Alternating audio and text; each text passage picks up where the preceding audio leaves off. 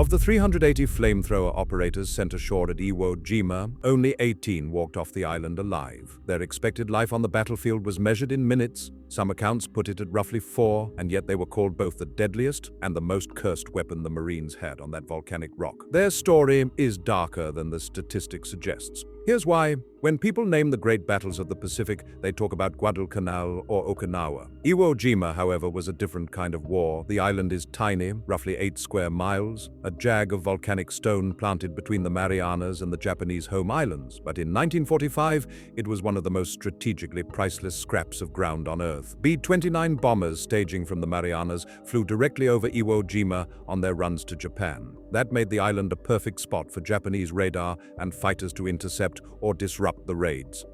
If the Americans seized it, they could use the airstrips for fighter escorts, emergency landings, and shorter, heavier bombing runs. Everyone understood the stakes. The Japanese understood them even better. They knew an American invasion was likely, and they chose not to meet it the way they had on other islands. Lessons had been learned from Tarawa, Saipan, and Peleliu. Surface defenses could be battered away by pre-invasion naval gunfire and air bombing before the first troops even reached the sand. So Iwo Jima's defenders went underground. Lieutenant General Tadamichi Kuribayashi, put in charge of the island's defense, was a clear-eyed professional. He didn't expect victory, he expected to inflict maximum cost. His aim was brutal but simple: make the Americans pay for every inch of ground and delay their timetable for an invasion of Japan. US intelligence believed there were about 13,000 Japanese on Iwo Jima. The reality was far worse. Nearly 10,000 more men were hidden in the island's interior, and virtually all of them were dug in. Crews carved more than 11 miles of tunnels through the island's soft volcanic rock, a landscape that made excavation shockingly quick. Inside that underground maze, they built bunkers, pillboxes, machine gun nests, artillery positions, ammo dumps, and living quarters, all linked by passages that allowed troops to move unseen and counterattack from sheltered positions. Kuribayashi didn't leave fields of fire to chance. Artillery was pre-zeroed on likely landing beaches. Firing lanes were planned to overlap and interlock. Fallback positions and cross-cover were built into the subterranean network. There were no neat front lines to outflank, only a lethal web of positions that supported one another from unexpected angles, with reinforcements and supplies moving below ground. When the Marines landed, they were not simply facing guns on a shoreline. They were walking into a deliberately engineered, multi-layered killing ground. One where flamethrower teams, among others, were forced to clear what could not be reached by bullets or shells. The numbers that followed speak for themselves, and the horror behind them is what we'll explore next. When the United States finally launched its assault on Iwo Jima, February 19, 1945, the battle began the way so many others had in the Pacific. Days of thunderous naval bombardment and relentless airstrikes pounded the island. Battleships and cruisers unloaded their full arsenals until the coastline looked like it had been reduced to rubble.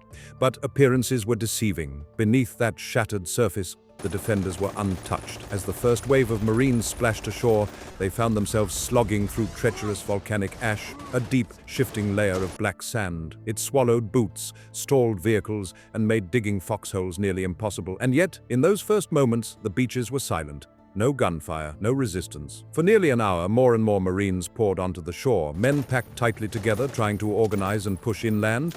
Then, at the exact moment the beaches were overcrowded and vulnerable, General Kuribayashi gave the order. In an instant, the island came alive. Machine guns, mortars, and perfectly pre-sighted artillery erupted all at once. The effect was catastrophic. Marines fell in clusters, trapped in the open with no cover to shield them. Casualties soared within minutes. Still, inch by bloody inch, the Marines clawed their way inland, only then realizing the nightmare they had walked into. Everywhere they turned was part of a carefully designed labyrinth of defenses. Bunkers were blasted with grenades and satchel charges, but the victories never lasted. Japanese troops vanished into tunnels beneath the battlefield, only to resurface behind the advancing Marines, firing again from positions thought to be cleared. There were no front lines, only chaos. The deadliest obstacles were the pillboxes, hardened concrete fortresses with narrow firing slits, each positioned to cover the other with overlapping fields of fire. Many were so well concealed that Marines walked past without noticing until the hidden guns tore them apart. Destroying one was a task few survived. A Marine had to reach the structure under relentless fire,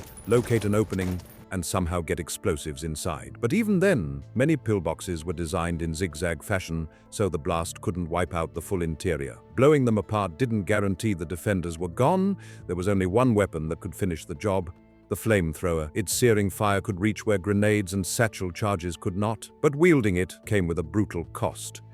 To understand why flamethrower duty on Iwo Jima was a living nightmare, we first have to look at the tool itself. The standard model used by the Marines was the M2 flamethrower. Two large fuel tanks filled with thickened gasoline, a smaller central tank of compressed nitrogen to force the fuel out, and a long delivery tube ending in an ignition head, either electrically fired or using white phosphorus to light the stream. On paper it was simple, in practice it was terrifyingly fragile. The effective reach was only about 20 yards, and a full load delivered roughly 7 seconds of continuous flame. That translated into tiny windows of opportunity, 1 or 2 second bursts, then silence while your crew reloaded or you hustled back to cover.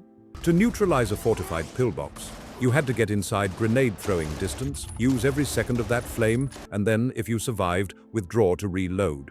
Wearing the fuel backpack and the weight of the nozzle, often pushing 70 pounds total, made the operator painfully conspicuous. The moment Japanese defenders spotted that huge 3-tank silhouette moving forward, the flamethrower instantly became the center of attention. Entire positions would converge on the man with the flame. His squad's job became brutally simple: suppress the defenders long enough for the operator to close the gap. Beyond the physical danger, there was a darker risk: capture. Flamethrower crews were feared for the weapon's horrific effects, and that fear translated into merciless treatment if they fell alive into enemy hands. Execution on the spot was sometimes the best outcome a captured operator could hope for. Worse fates were rarely described in polite terms. There are eyewitness accounts from Iwo Jima of captured flamethrower men screaming from inside caves for hours or days while their comrades were powerless to intervene. Stories that haunted survivors for the rest of their lives. The weapon itself could also betray its user.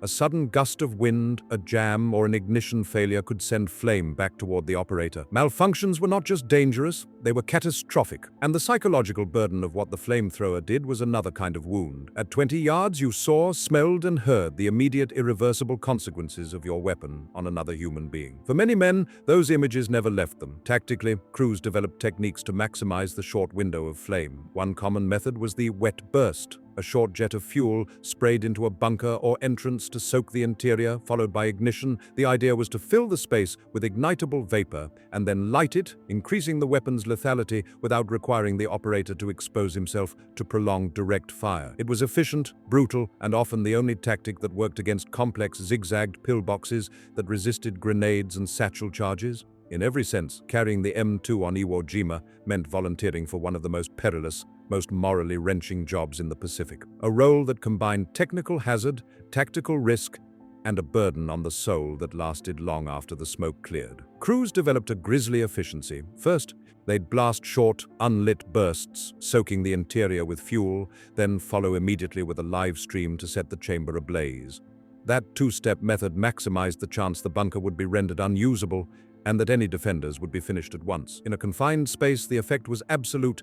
Temperatures could spike toward 2,000 degrees Fahrenheit, and the flame would consume the available oxygen. Even if men inside weren't struck directly by the fire, survival chances were vanishingly small. Seeing flamethrower footage on film doesn't do justice to the reality. The noise, the heat, the violence of the nozzle's blast are overwhelming. Operators were trained to take a long breath before firing, because during the burst, you could not breathe. Yet, despite all the hazards, the M2 remained one of the few weapons that actually worked against Iwo Jima's layered defenses. But the human cost was unsustainable. With casualty rates so crushing, commanders sought a way to deliver firepower with armor and range. The answer came in metal. The flamethrower tank, modified Shermans, often referred to as the M4 flame variants or Zippo Shermans, replaced the main cannon with a flamethrower installation. From the outside, they looked like ordinary tanks.